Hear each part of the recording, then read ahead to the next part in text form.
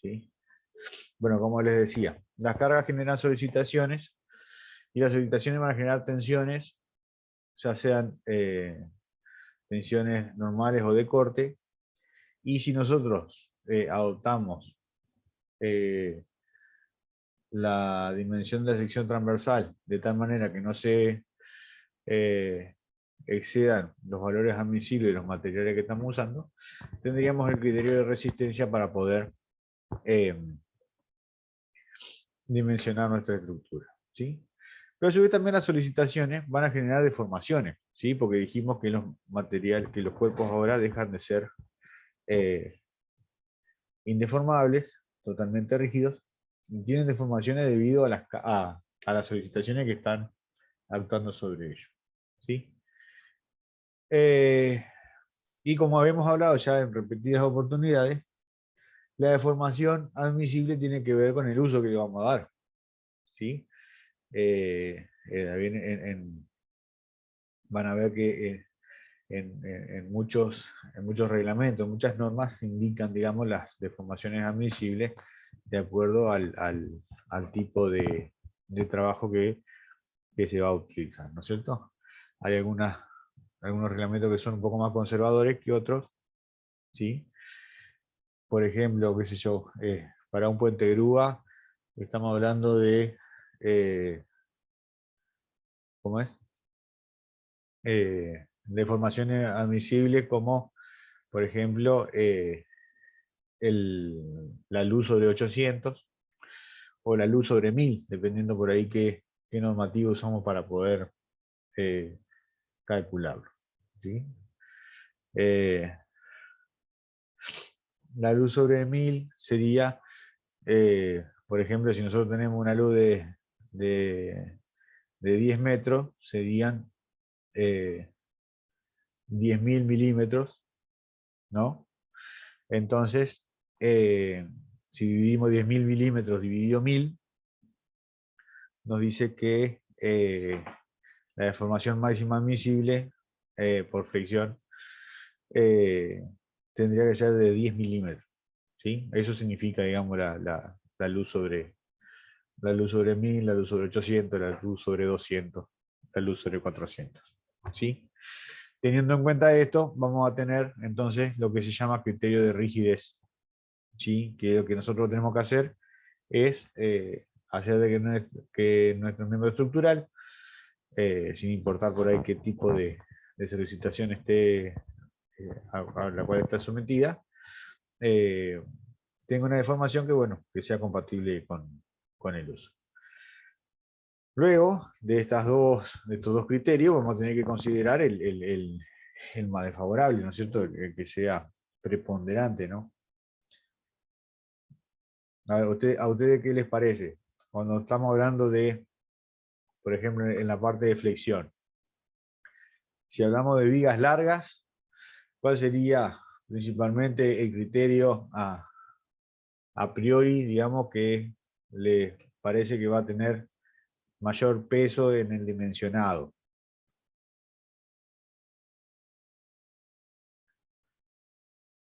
Vamos a los de extremos, vamos a considerar vigas largas y vigas cortas, ¿sí? Todas sometidas al mismo estado de carga, por ejemplo.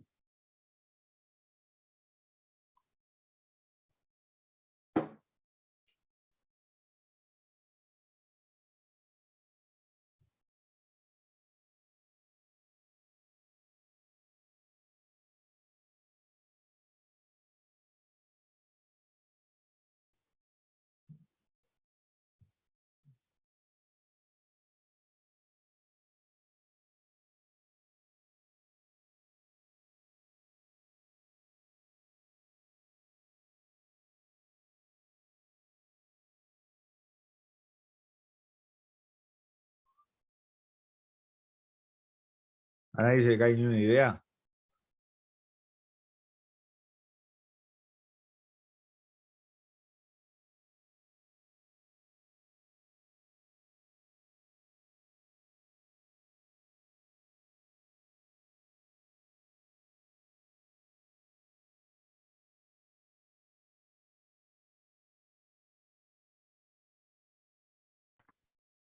¿Qué fue lo que había dicho, profe? Porque yo entré recién ahora que terminé el parcial y no escuché. Estábamos hablando del criterio de rigidez, criterio de resistencia para el cálculo, para el dimensionado por ejemplo, vigas sometidas a flexión. Y lo que yo le preguntaba, yo le decía de que van a tener, según, por ejemplo, el largo de la viga, van a tener más peso un criterio que el otro. Y le preguntaba, por ejemplo, para vigas largas, ¿cuál les parecería que fuera el criterio que tendría mayor peso a la hora de dimensionar?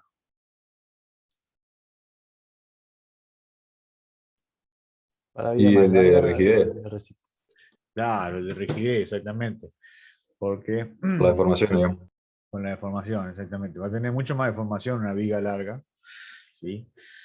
Bueno, y bueno, por supuesto que en las vigas cortas, todo lo contrario. ¿Sí? Va a ser más preponderante el tema de la resistencia. ¿Sí? Ahora, definir cuándo pesa uno, pesa el otro, eh, es el objeto de estudio, digamos, de esta unidad que nosotros vamos a dar. Ahora nosotros lo que vamos a ver es de qué manera cuantificar o calcular esa deformación para ver, digamos, para poder verificar, digamos, cuando dimensionamos por un lado, cuando dimensionamos por el otro. ¿Sí? Imaginemos que tenemos una viga simplemente apoyada, ¿sí? Un apoyo fijo en A y un apoyo móvil en B. ¿Sí? Si le ponemos una carga distribuida, Q, va a tener una deformación por flexión. ¿Sí? Tal cual como venimos mostrando en la flexión. ¿Sí? El, esto está, por supuesto, de manera exagerada, ¿no? Entonces, como la longitud total de la viga no puede cambiar, ¿sí? ¿Qué es lo que va a pasar con B? B se va a desplazar, va a tener un acortamiento, ¿sí? Porque la viga va a pasar a describir una figura o una curva parecida a un arco, ¿no? Entonces tenemos un acortamiento, un desplazamiento en B, ¿sí?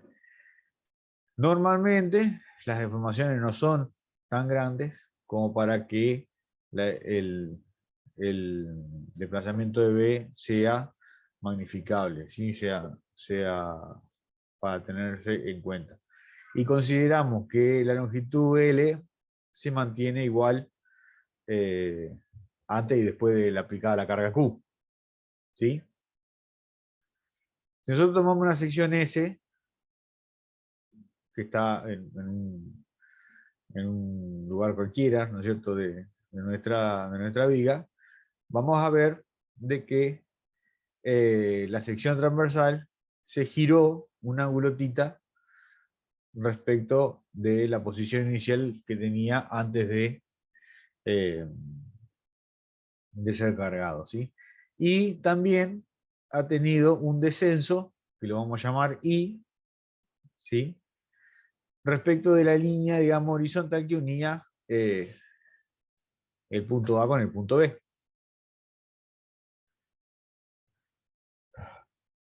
Entonces, tenemos esas dos deformaciones, tanto el descenso como la rotación, y vamos a observar que tanto en A como en B, eh, el descenso va a ser nulo. ¿Por qué? Porque tenemos los apoyos, ¿sí? Los apoyos son los que no nos permiten que descienda nuestra viga, pero la rotación va a ser la máxima rotación, ¿sí? Podemos inferir eso a priori, ¿no? Y en la parte media, en L sobre 2, porque tenemos una carga que es constante y simétrica, podemos decir de que la flecha va a ser máxima, va a ser el máximo descenso, ¿sí? Pero la rotación en realidad va a ser nula. En este punto acá, a ver si yo lo puedo dibujar, en la parte central, no vamos a tener rotación de la sección S, ¿sí? O S' si usted quiere.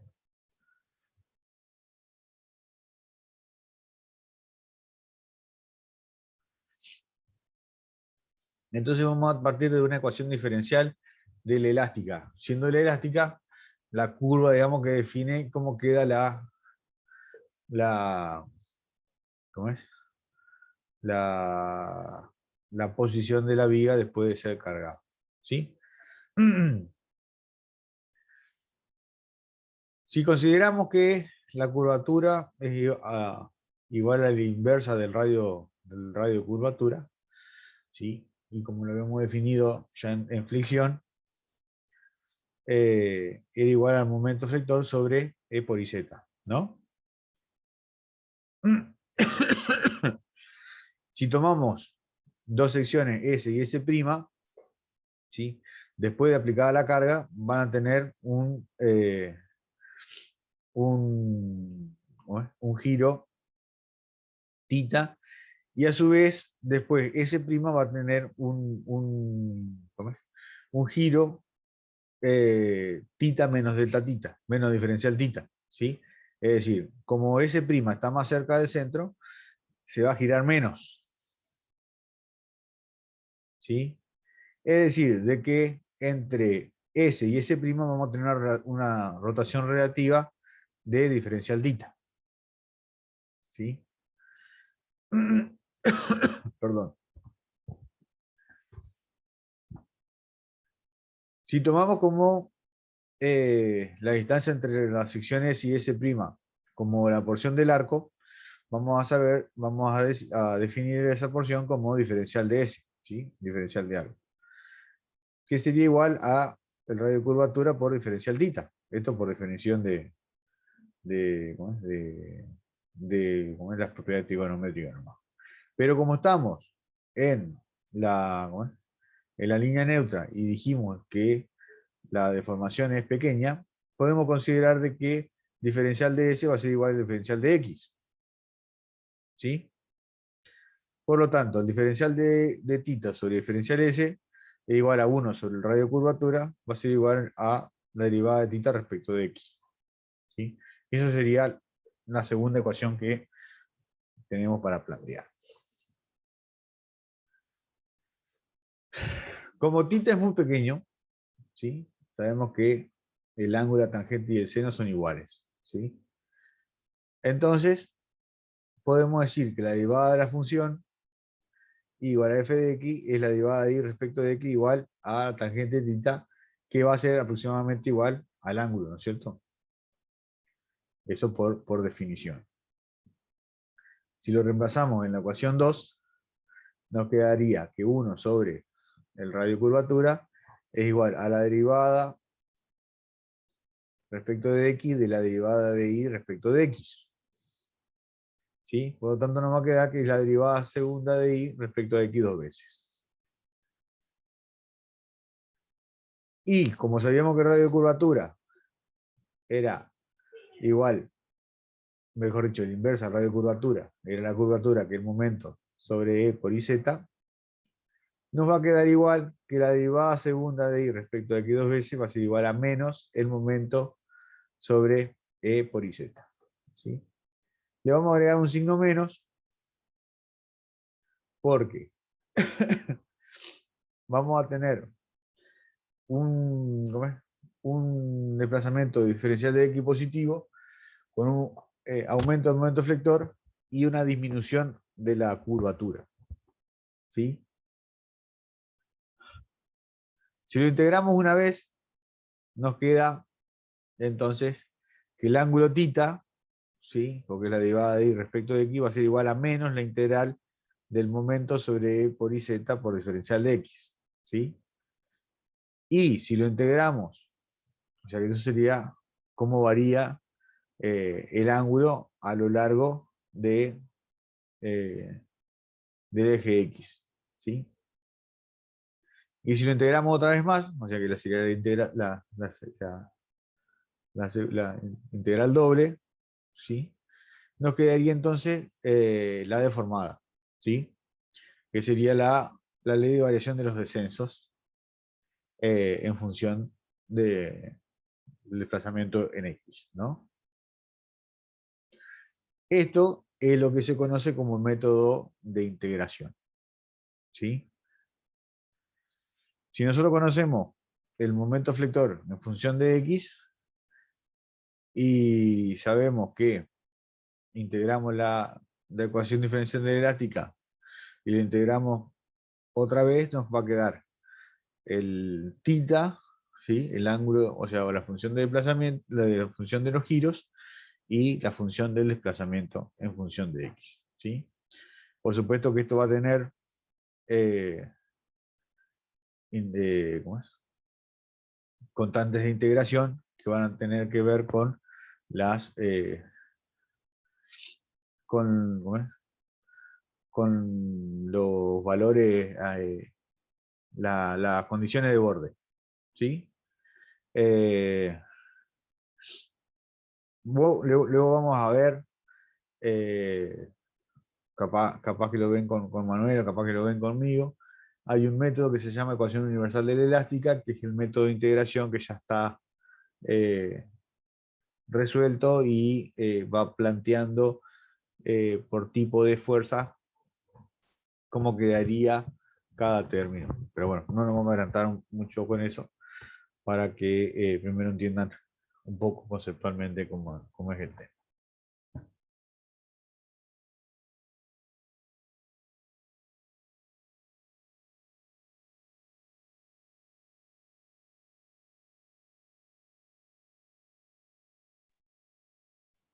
Bien.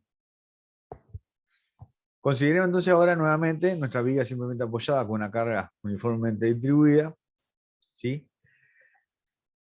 Sabemos que el momento de a ver, vamos a dibujar acá. Si ustedes me permiten, me trato de dibujar acá.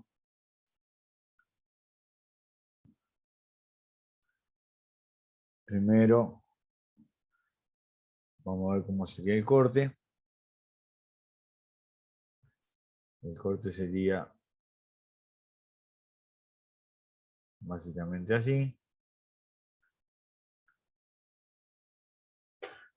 Y entre este punto y este punto una línea recta, ¿no? Pasando por 0 en la posición central, ¿sí? Y el diagrama de momentos flectores, ¿cómo nos queda?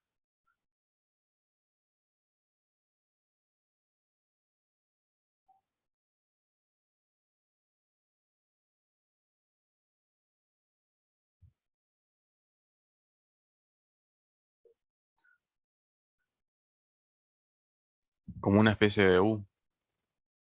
Como una semióvalo, así. Como una especie de U, como un semióvalo.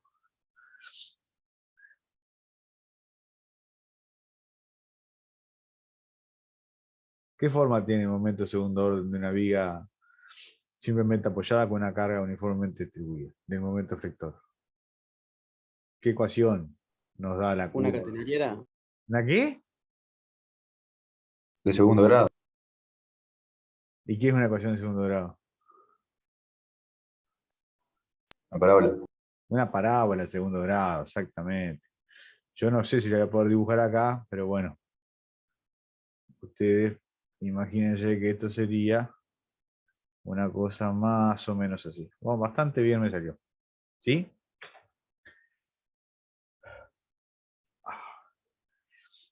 Y dijimos que, ¿cómo es? La ecuación del momento flector, ¿sí? Era la integral de la, ¿cómo es? Del,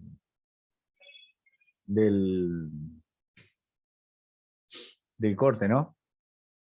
¿Sí? Como acá tenemos que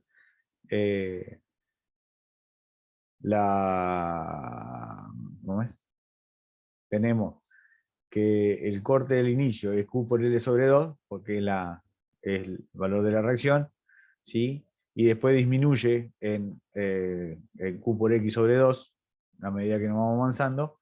Al integrar esto nos va a quedar que el momento flector en X es Q por L sobre 2 por X menos Q por x sobre 2 por x. O sea, q por x cuadrado sobre 2. Por eso nos queda una parábola. ¿Ok? Eso es ya sabido del segundo parcial. Por lo tanto, si consideramos a E el módulo de elasticidad e I sub z el momento de inercia de sección transversal, hasta ahora una sección transversal constante a lo largo de toda la viga, nos quedaría entonces que la derivada segunda de I respecto de X dos veces es igual a, dijimos, a la curvatura, o sea, menos el momento eflector sobre E por IZ, ¿sí? Es el que nos queda 1 sobre E por IZ por la expresión del momento que teníamos acá, ¿sí? Q por L sobre 2 por X menos Q al cuadrado por X cuadrado, ¿sí? Si lo integramos a esto una vez, ¿sí? Nos queda θ igual a derivada de I respecto de X igual a menos 1 sobre E por IZ. Nos va a quedar Q por L por X cuadrado sobre 4 menos Q por X al cubo sobre 6 más una constante de integración C sub 1. ¿Sí? Esa constante de integración va a salir, por supuesto, de las condiciones de borde. Sabemos que, o mejor dicho, condiciones de borde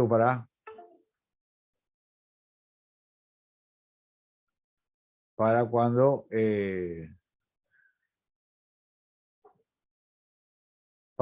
digamos, tenemos un valor conocido, ¿sí? Sabemos y dijimos que, como la condición era simétrica, ¿no es cierto? En X igual a L sobre 2, el θ 0, el θ va a ser igual a 0. Por lo tanto,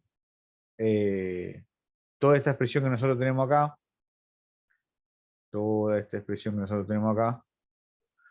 ¿sí? Le igualamos a 0, ¿sí? Y al X lo ponemos a L sobre 2. Reemplazamos X por L sobre 2. ¿Sí? Es decir, que podemos decir que θ de L sobre 2 es igual a 0, va a ser igual a 1 sobre E por X, E por I sub Z, por Q por L sobre 4 por L sobre 2 al cuadrado. ¿Sí? Menos Q sobre 6 por L sobre 2 al cubo, más E sub 1. Nos va a quedar acá ¿cómo es? Al cuadrado sobre 4 por L nos queda L cubo sobre 16 y acá nos queda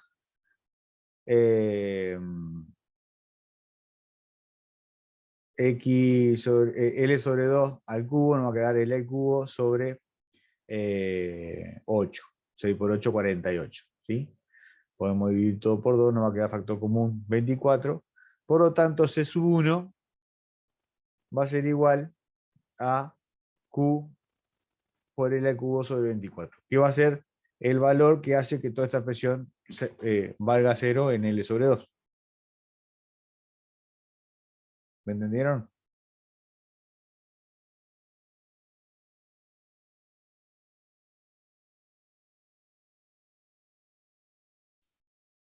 Sí, sí, más o menos. Perfecto. O sea, lo mismo que hacían en física para sacar las condiciones de borde, lo hacemos acá.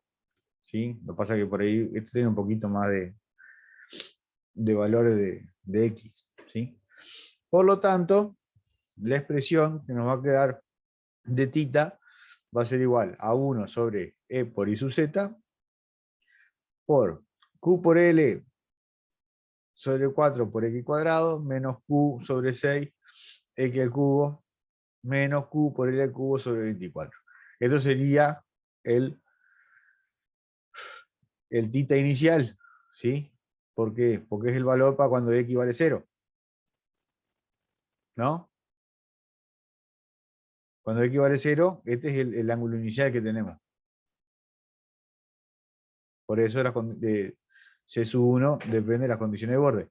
O sea, es el término independiente. Es, digamos, el valor para cuando el valor de X igual a 0. El valor que tiene la función para cuando X vale 0.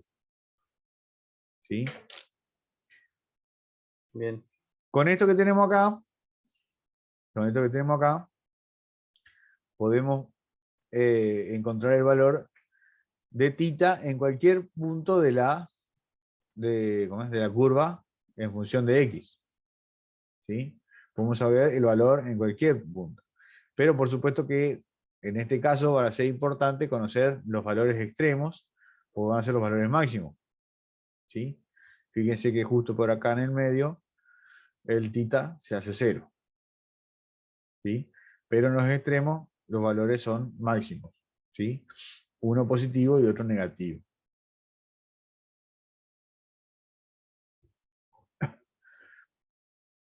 Reemplazando entonces en x igual a 0 y en x igual a L, nos queda que el θ máximo es 1 sobre 24 de Q por L al cubo sobre E por IZ. ¿Sí? Es el ángulo de giro máximo que tenemos. Si integramos esta expresión que teníamos acá, vamos a llegar a, por supuesto, a Q por L sobre 12 X cubo menos Q sobre 24 X a la cuarta menos Q por L al cubo sobre 24 por X más una constante de integración C sub 2, ¿sí? Que sería el descenso inicial. ¿Cuánto vale el descenso inicial?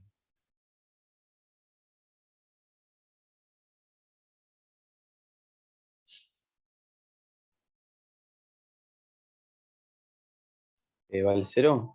Vale 0. ¿Por qué? Porque el extremo no va a descender donde ¿Pero está por qué no? apoyado. Porque está apoyado, porque está sujeto por el apoyo. ¿Sí? Por lo tanto, la expresión o sea, la curva de los descensos, ¿sí? Nos va a quedar a 1 sobre E por IZ de Q por L sobre 2X X cubo menos Q sobre 24 X a la cuarta por Q por L al cubo sobre 24 por X. ¿Sí? El descenso máximo lo vamos a tener en L sobre 2, ¿sí? Y sería igual a 5 sobre, en realidad sería menos, ¿no? 5 sobre 384 de Q por L a la cuarta sobre E por IZ. ¿Sí? Bien. Bien, perfecto. Entonces, ¿qué pasa con el descenso cuando nosotros aumentamos el largo de la viga al doble?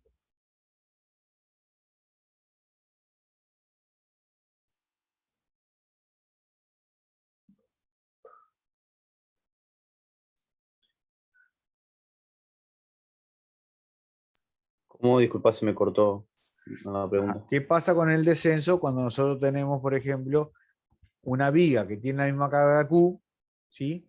Pero en vez de estar en una luz L, está en una luz de 2L? ¿Qué pasa con el descenso máximo, con la flecha?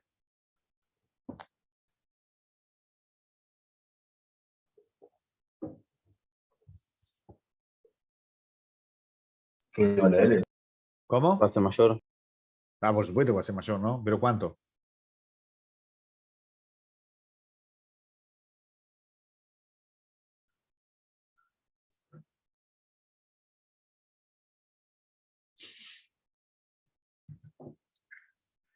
Eh, Puede ser que sea 16 veces más mayor. Sí, por supuesto que 16 veces mayor, sí. No podemos dudar en eso igual. Si en vez de L, la longitud es 2L, nos quedaría 2L a la cuarta, nos queda L a la cuarta por 2 a la cuarta. O sea, 2 por 2, 4 por 2, 8 por 2, 16. ¿Sí? O sea que la flecha va a aumentar 16 veces y el vano aumenta el doble. ¿Sí? Y si lo disminuimos a la mitad,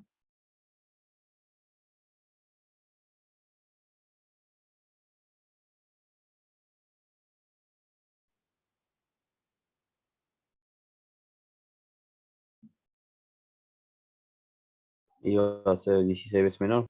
exactamente, 16 veces menor. ¿Sí? Entonces acá podemos jugar un poco lo que hablábamos al principio de la clase con la diferencia entre vigas largas y vigas cortas, ¿no? Fíjense que cómo se dispara, digamos, el valor del descenso o disminuye cuando nosotros vamos cambiando la longitud de los apoyos. ¿Sí? Bien. Vamos a ver qué es lo que pasa cuando tenemos una viga que tiene una carga puntual en un extremo y está empotrada en el otro lado. ¿Sí? Por supuesto que acá el momento flector va a ser P por X, ¿no? Siendo 0 en A y en B P por L, que sería el valor máximo, y el valor ¿cómo es? La forma de la curva del momento va a ser una línea recta. ¿Sí? Nuevamente, nos queda entonces la ecuación diferencial de la elástica como I segunda igual a P por X sobre E por IZ. Lo integramos una vez, ¿sí? Y nos quedaría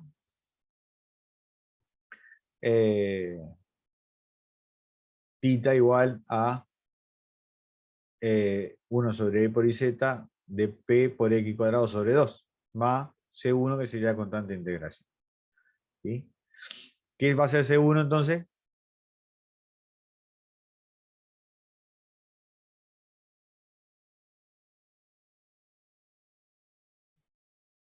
¿Qué representa C1? ¿Valor de integración?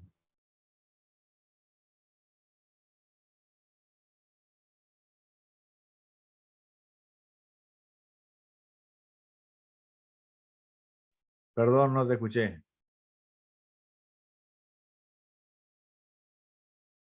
No, eso, o sea, que es la constante de integración, ¿o a qué se refiere?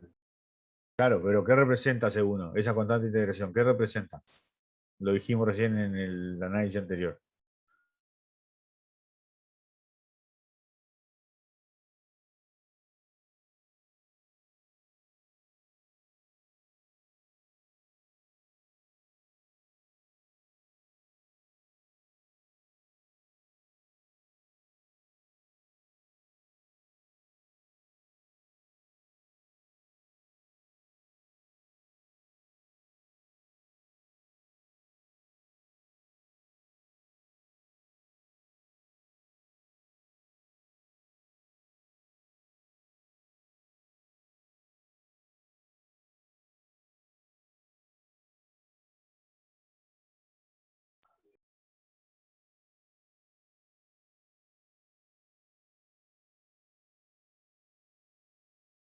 No, no sé. ¿Cómo? No, que no me acuerdo.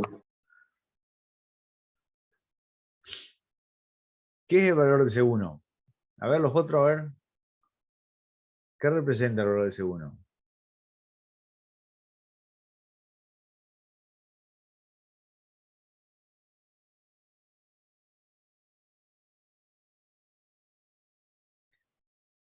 ¿Qué viene a ser C1 desde el punto de vista matemático?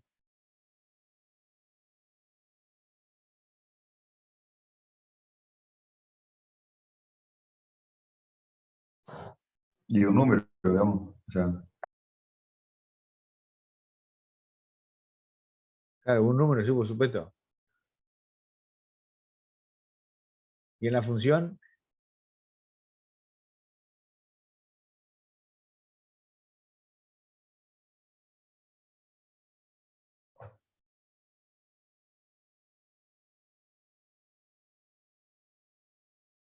¿Cómo es la ecuación de una recta, por ejemplo?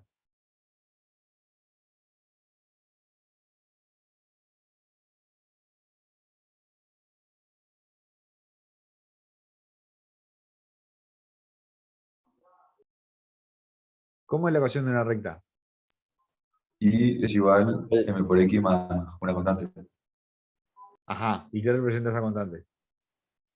La ordenada ¿Qué ordenada?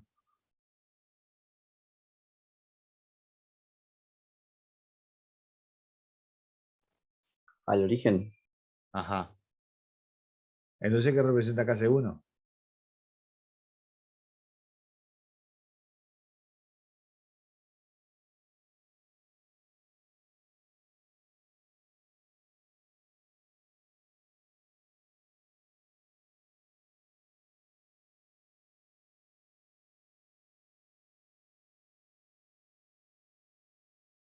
Lo dijimos recién. C1 sería el tita inicial. Es el valor que tiene tita cuando equivale a 0. Es el giro en el extremo. C1 viene a ser el término independiente. Es como ustedes dicen, la ordenada de origen. Es el valor que tiene la función cuando la variable independiente vale 0. ¿Sí? Por eso, las constantes de integración se calculan con las condiciones de borde. ¿Sí? Entonces, fíjense que nosotros acá hemos tomado como el origen en A, pero podríamos haber tomado el origen en B también. ¿Sí? Sabemos que en B el giro va a ser 0. ¿Por qué? Porque es un empotramiento. A ver si yo pudiera dibujar.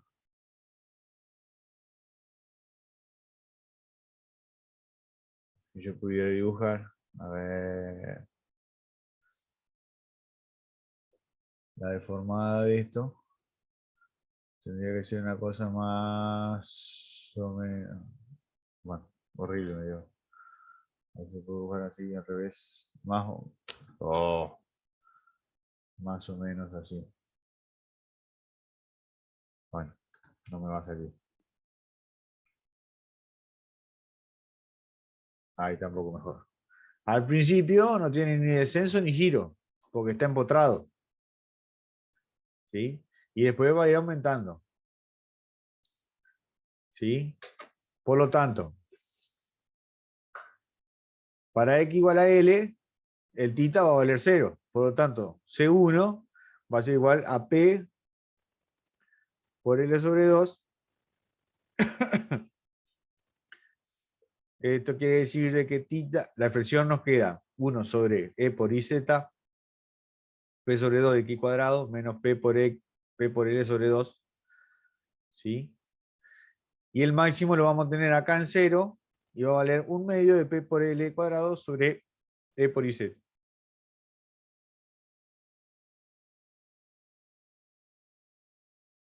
Ese es el valor que tenemos en el origen, ¿no es cierto? En A. Como decía recién, podríamos haber tomado al revés y haber puesto que en B estaba el empotramiento, ¿sí? Entonces C1 va a valer 0, por supuesto que ahora cuando hagamos el cálculo del descenso, C2 va a valer 0, y en los extremos vamos a tener el descenso y el giro máximo, ¿sí? Bien. Vamos a integrar nuevamente y por supuesto que vuelve a aparecer la condición C2, que sería en este caso el descenso en el origen, ¿sí? Porque es cuando x vale 0, ¿cuánto vale la función? ¿Sí?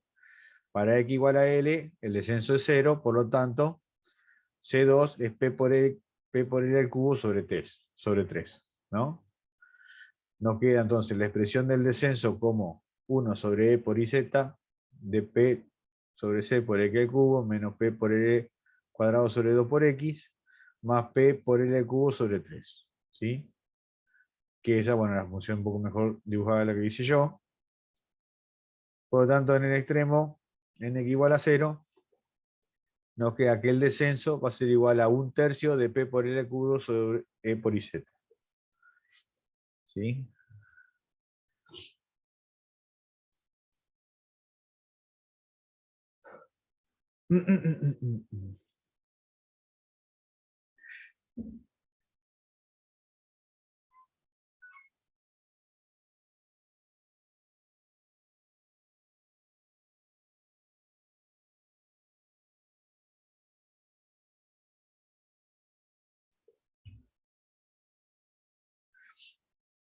O bueno, esto sería el método de integración.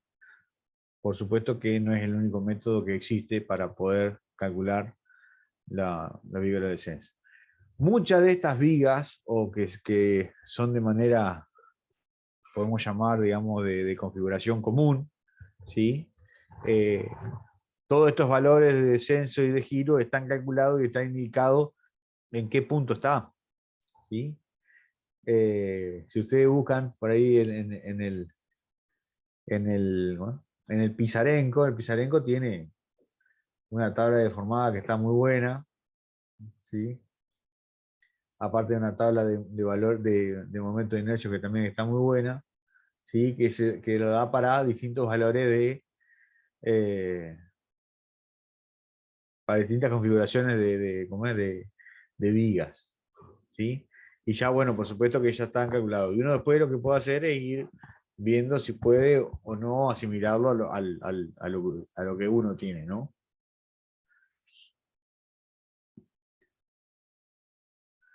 Existe, por ejemplo, también un método que se llama el método de la viga conjugada, ¿sí?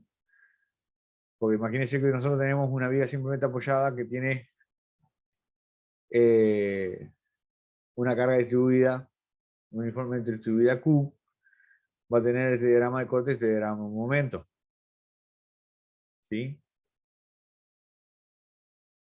Sí.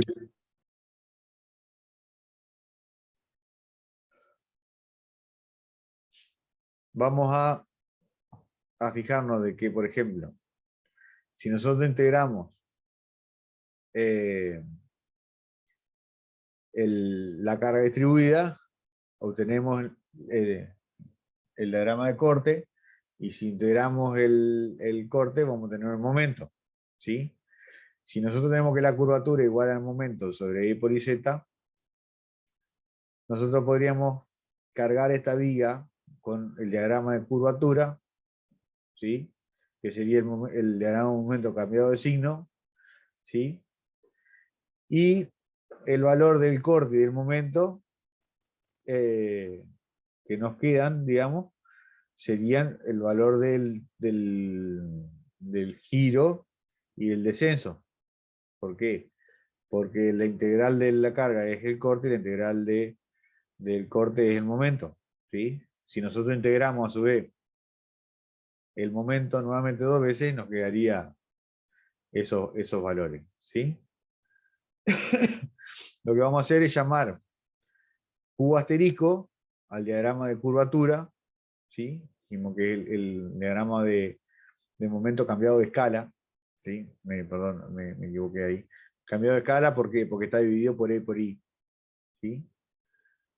Y también cambiado de signo para que nos quede en función del descenso.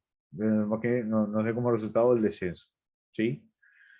Vamos a ver entonces, tenemos esta viga simplemente apoyada que tenía una carga distribuida Q, cuyo diagrama de momento dijimos que era una curva parabólica de segundo grado, ¿sí? Entonces el Q asterisco, que sería la carga, que nosotros vamos a aplicar ahora a la curva, va a ser igual a momento sobre E por IZ, ¿sí?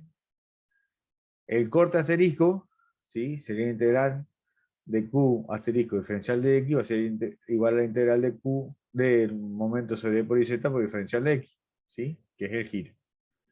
Y el momento asterisco va a ser igual a la integral del Q asterisco diferencial de X igual a la integral doble del momento sobre E por IZ por diferencial de X por diferencial de X, ¿sí? Es como si hubiésemos agarrado y reintegrado la ecuación diferencial elástica, ¿no? Así nos va a quedar entonces el diagrama del corte asterisco, que es por supuesto el giro, ¿sí? Y así nos va a quedar el diagrama de los descensos, ¿sí? O el momento asterisco, ¿no?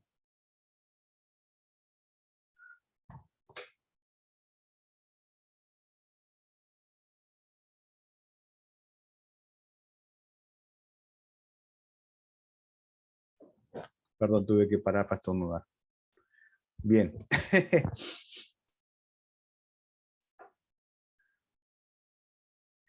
Este método es aplicable siempre y cuando tengamos una viga, digamos, tenga una configuración tal que podamos hallar el diagrama de curvatura de manera sencilla, o nos quede un diagrama de curvatura sencillo. ¿Sí? Si nos queda muy complicado, no es aplicable. A su vez, vamos a ver vamos a ver, por ejemplo, en el caso de este mismo, después vamos a ver un caso un poco más complicado de ver qué es lo que tenemos que hacer. ¿Sí? Dijimos, la viga real es una viga simplemente apoyada que tiene una carga distribuida, una forma distribuida Q. ¿Sí? La viga conjugada es una viga que tiene como carga el diagrama de curvatura. Momento máximo sobre E por I. ¿Sí? El corte asterisco es Q por L cuadrado sobre 8E por IZ. ¿Sí? Ese es el valor del momento máximo, tal cual como sabíamos nosotros que era para una viga simplemente apoyada. ¿Sí? La rotación máxima se va a dar en el punto A. ¿Sí? El corte en A va a ser igual al giro en A. El corte asterisco en A es igual al corte en A.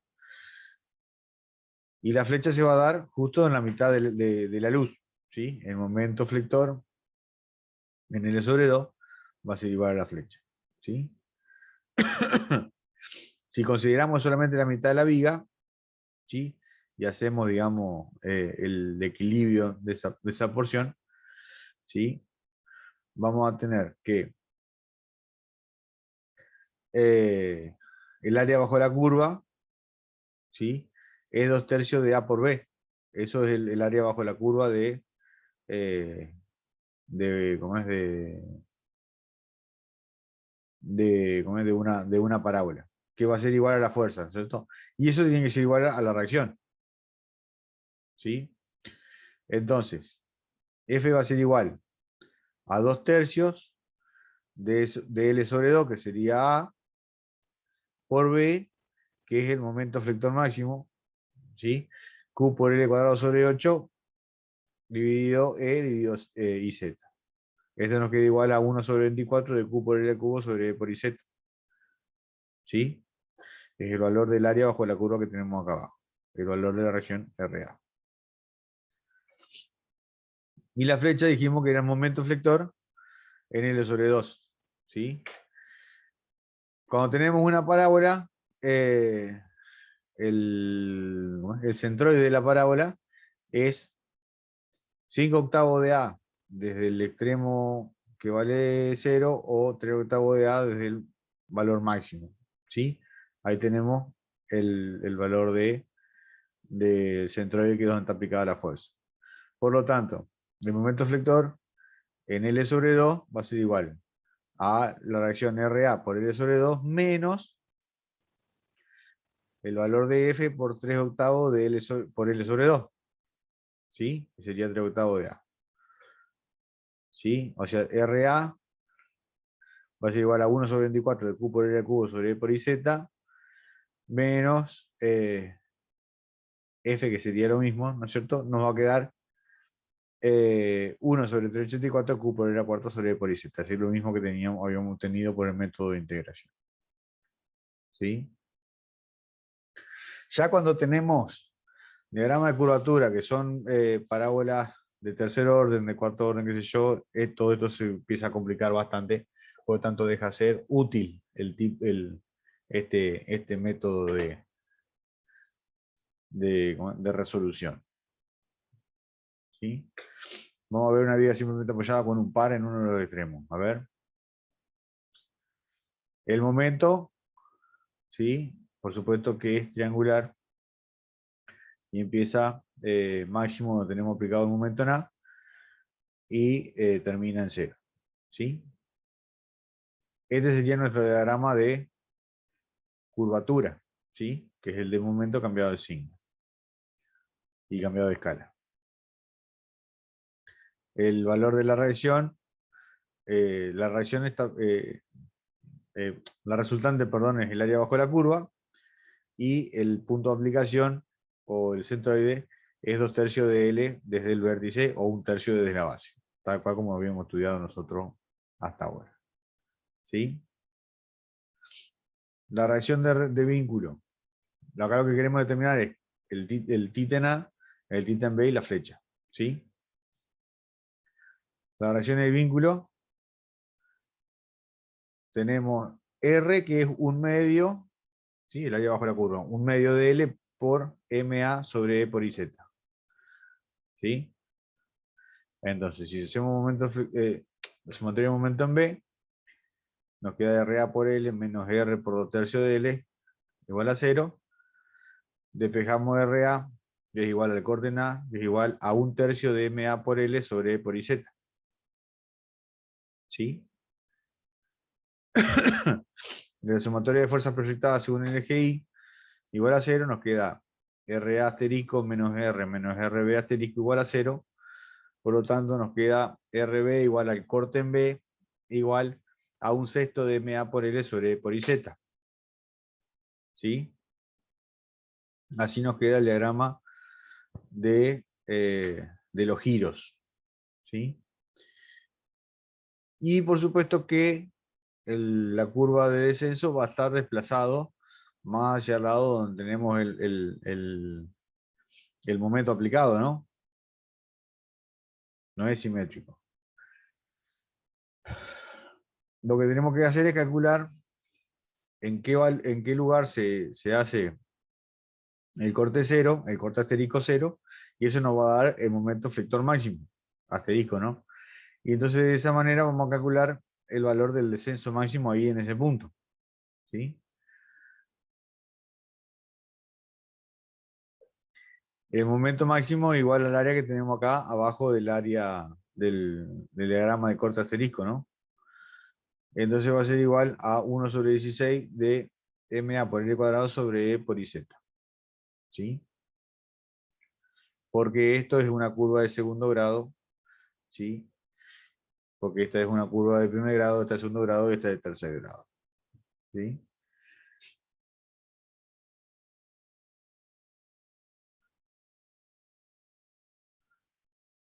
Una viga en voladizo va a tener más o menos el mismo análisis, ¿sí?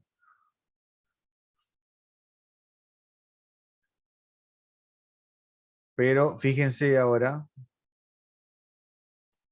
¿sí? Fíjense ahora que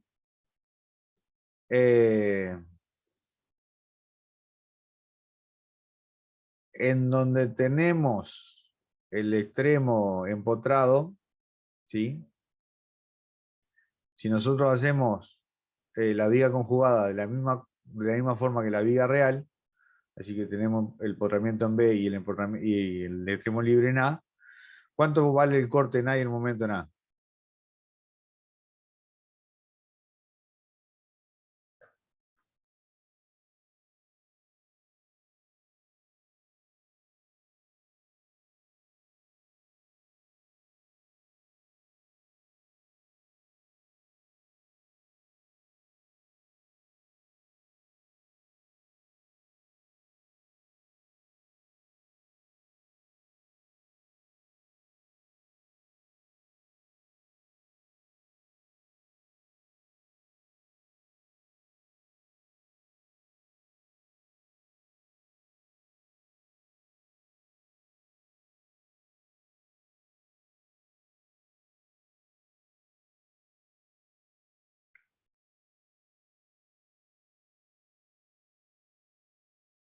Ahí le contestaron 0, profe.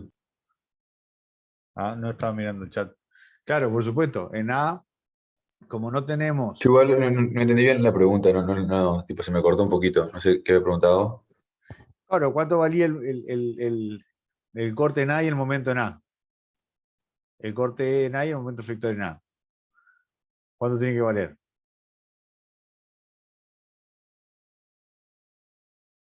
Y está por el diagrama ese, claro, o sea, 0. Cero. Entonces lo que vamos a tener que hacer es cambiar y poner el empotramiento en A y el extremo libre en B. ¿Sí?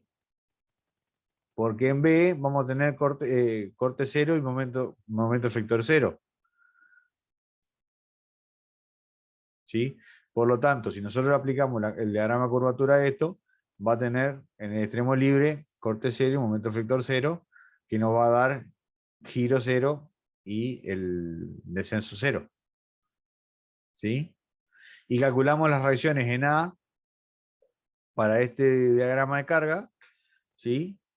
Y vamos a obtener, por supuesto, los mismos valores que obteníamos cuando hacíamos el método de integración. ¿sí? Entonces, bueno, ahí nos va a quedar las curvas, de la misma manera que tenemos ahí aplicado, siendo el corte una palabra de segundo grado y el momento una palabra de tercer grado, ¿sí? Lo que hay que ver ahora es cómo construimos la viga conjugada, ¿sí? Acá, por ejemplo, tenemos una viga real, que es una viga continua, que tiene un apoyo de segunda especie en 1, un apoyo interno de primera especie en 2, una articulación interna en 5, un apoyo móvil en 2 y un extremo libre en 4. La viga conjugada nos va a quedar un apoyo de segunda en 1, donde tenemos un apoyo de primera, nos va a quedar una articulación, donde tenemos una articulación, un apoyo de primera, ¿sí? Y donde tenemos un extremo libre, un empotramiento, ¿sí? Y si tenemos, por ejemplo, esta otra viga que tenemos acá, con un extremo libre, un apoyo interno, una articulación interna y un empotramiento, la viga conjugada nos queda un empotramiento, una articulación interna, un apoyo de primera y un extremo libre, ¿sí?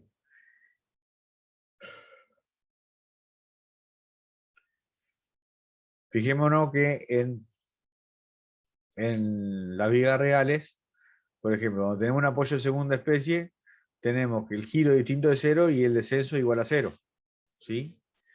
Y si tenemos un apoyo articulado en un extremo, el corte asterisco va a ser distinto de 0 y el momento rector va a ser igual a 0, porque es un apoyo, bueno, una articulación.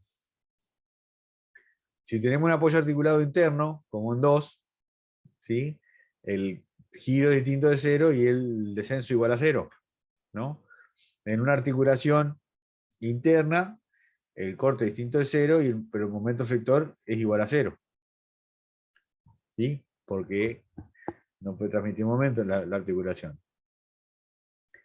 En un empotramiento, el giro es 0 y el descenso es 0. Y en un extremo libre, el corte asterisco igual a 0 y el momento flector igual a 0. El momento asterisco igual a 0.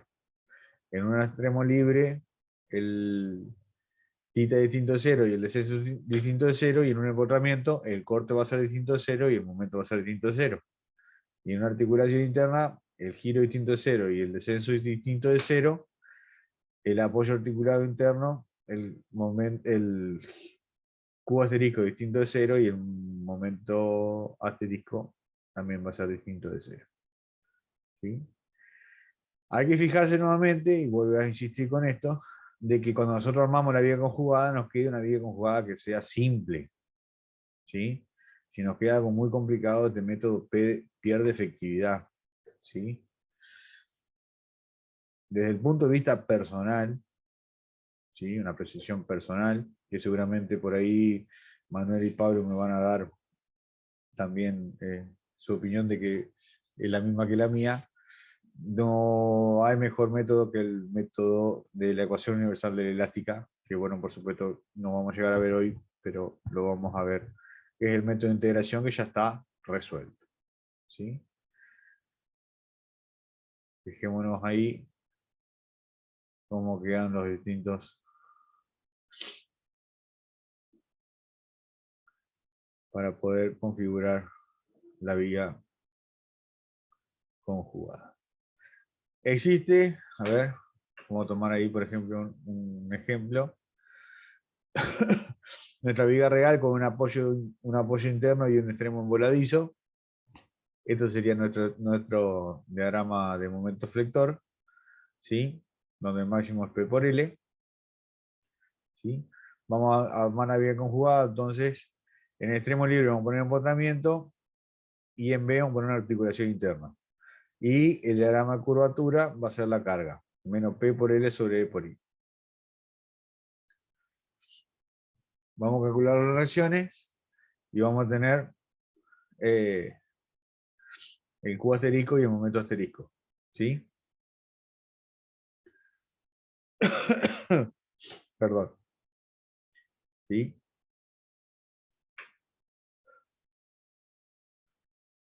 Por supuesto que en el extremo libre es donde deberíamos tener el descenso máximo, ¿no?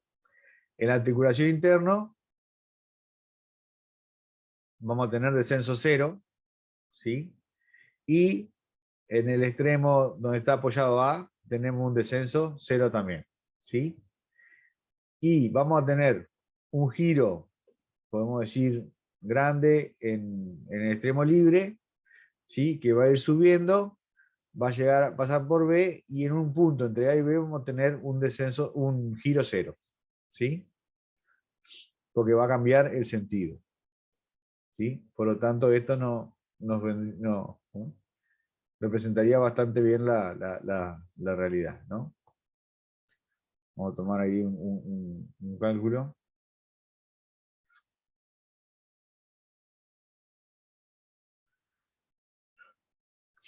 Tenemos una viga con un empotramiento en A, un apoyo interno en C, una articulación interna en B y un extremo libre en D, ¿sí?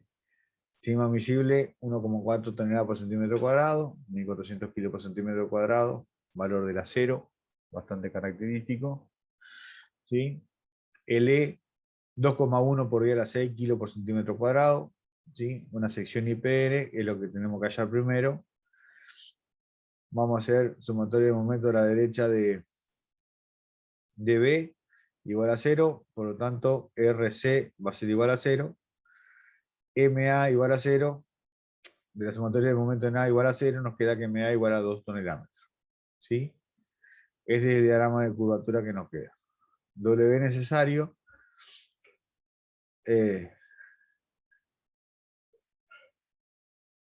200 sobre 1,4, o sea, son 200 toneladas por centímetro, sobre 1,4 toneladas por centímetro cuadrado, nos queda 143 centímetros al cubo, adoptamos un IPN del 180. ¿Sí? Tiene un I sub Z de 1450 centímetros a la cuarta. Vamos a construir la viga conjugada y le vamos a poner el diagrama de curvatura como carga. ¿Sí?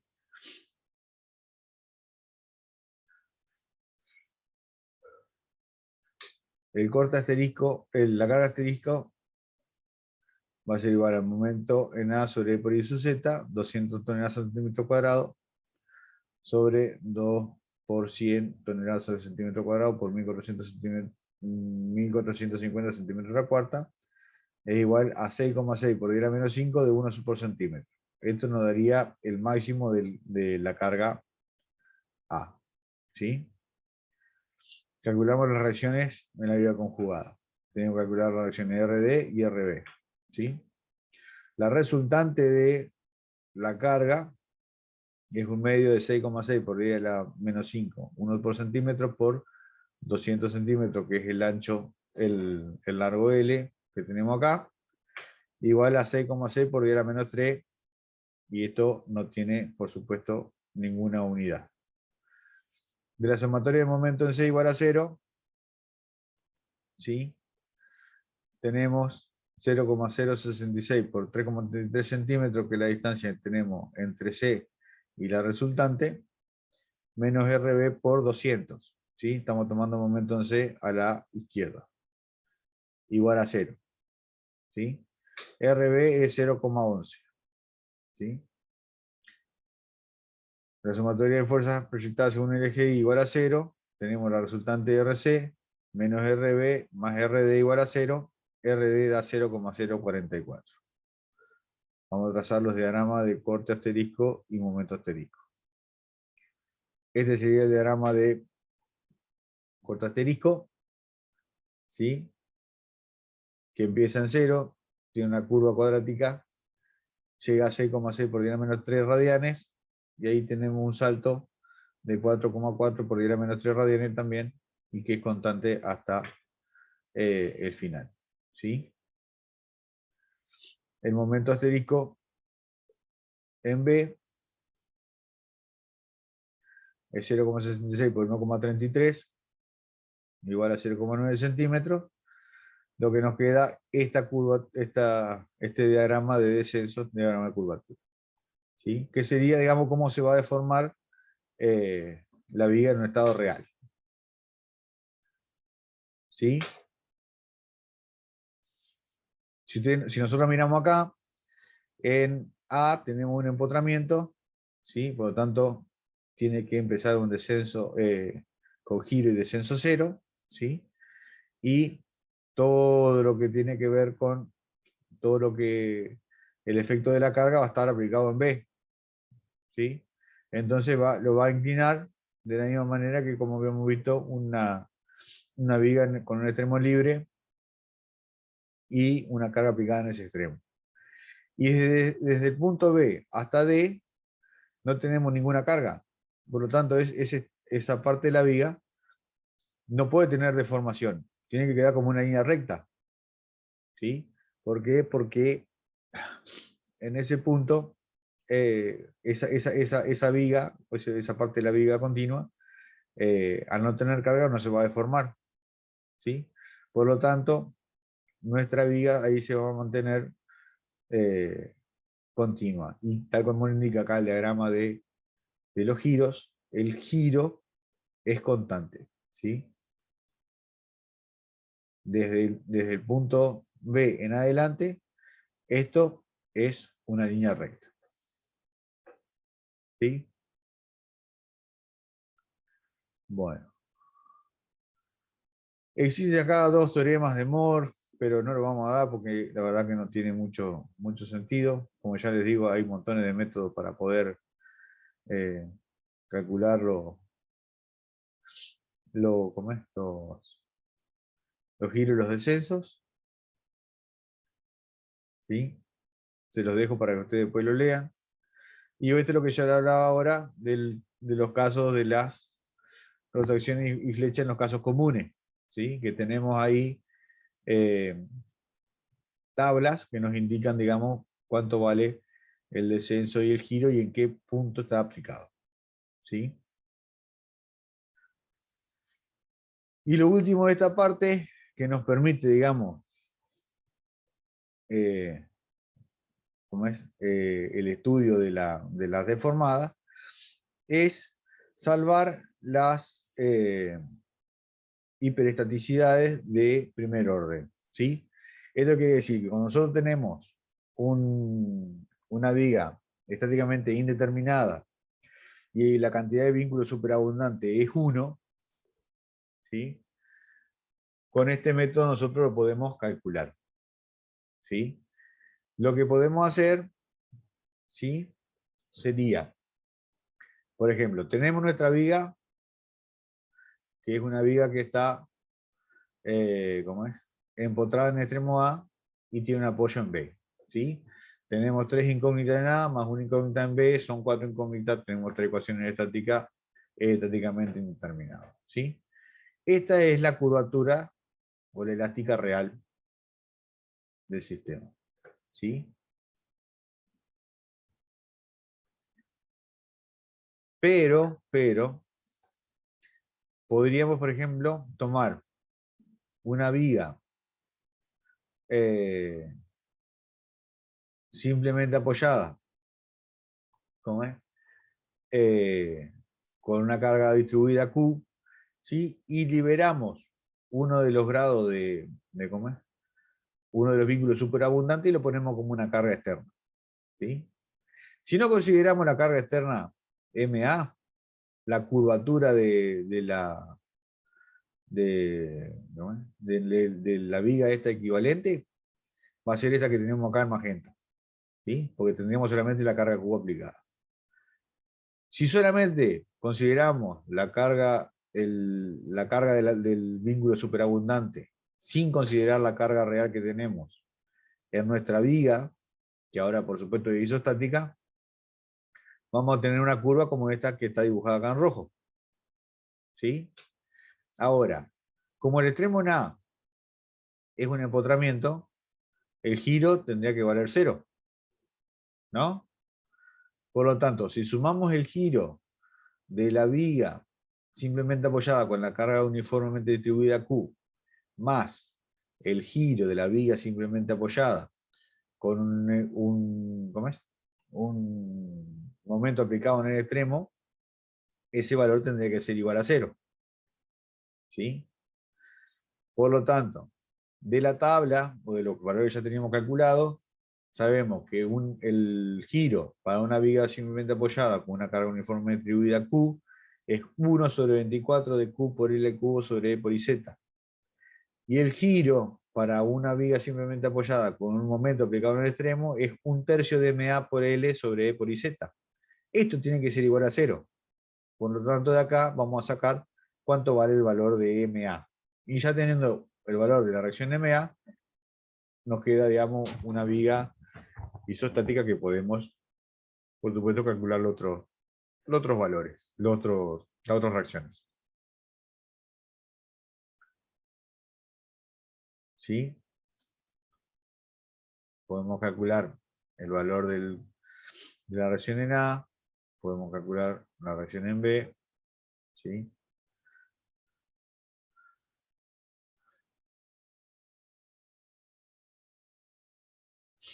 Así nos quedaría entonces los diagramas de corte. Lo que va a pasar es que se va a correr un poquito el corte para el lado en realidad se va a bajar un poquito el diagrama de corte para el lado de RB, porque RB va a estar tomando un poco de carga, y el momento flector, ¿sí?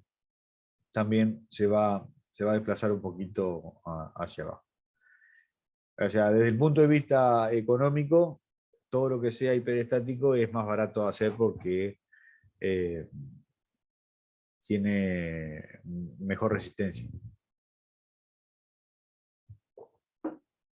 ¿Sí? Vamos a disminuir las solicitaciones que se están aplicando. Podemos utilizar otro sistema equivalente, que sería, por ejemplo, sacar la reacción B, el vínculo en B, y cambiarlo por una reacción B que no conocemos, y sabemos que en el extremo en B el descenso tiene que ser 0 porque tenemos un apoyo, ¿sí?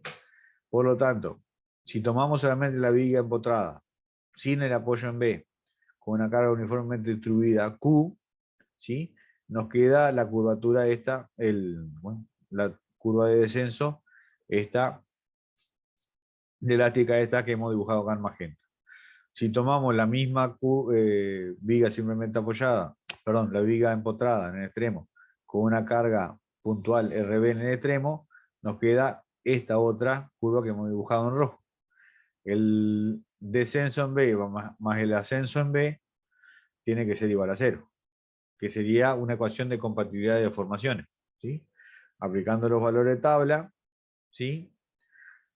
Sacamos acá el valor de RB, ¿sí? Y bueno, por supuesto que una vez que tenemos RB, podemos calcular MA y RA.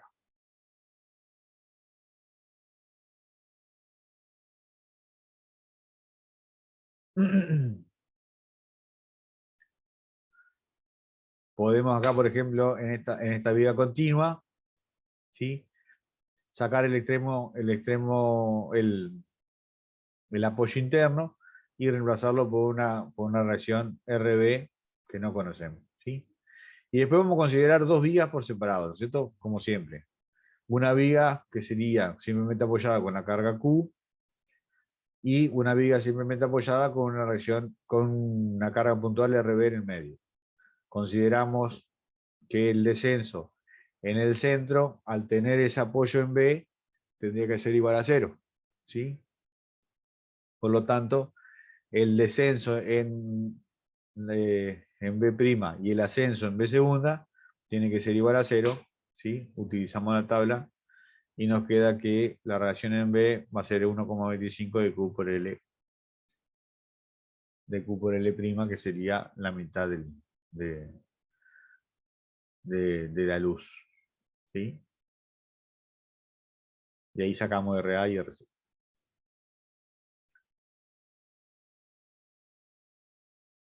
Eso nos quedaría el diagrama de corte. Esto nos quedaría el diagrama de momentos, ¿sí? Ahora que ven este diagrama de momentos, así, van a entender por qué existen puentes que tienen, digamos, en la parte media entre las dos columnas de apoyo, poca sección y en los extremos, y en donde está apoyado tienen una gran sección.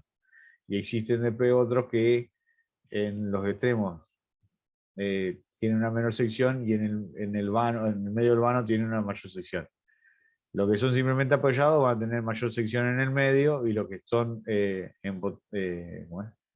rígidos en los apoyos van a tener mayor sección ahí, ¿no? Fíjense después cuando vayan mirando puente o imágenes de puente. ¿Sí? Bueno, con esto terminaríamos lo que es la parte de deformaciones. ¿Sí? Que sería, digamos, la unidad 11 y nos va a quedar solamente flexión compuesta y pandeo para dar después. ¿Preguntas?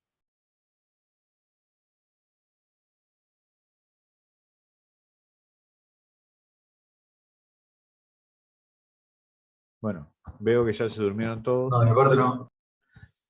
Bien. La verdad que esta parte es bastante interesante. Más que nada en la parte de acá de poder resolver lo que es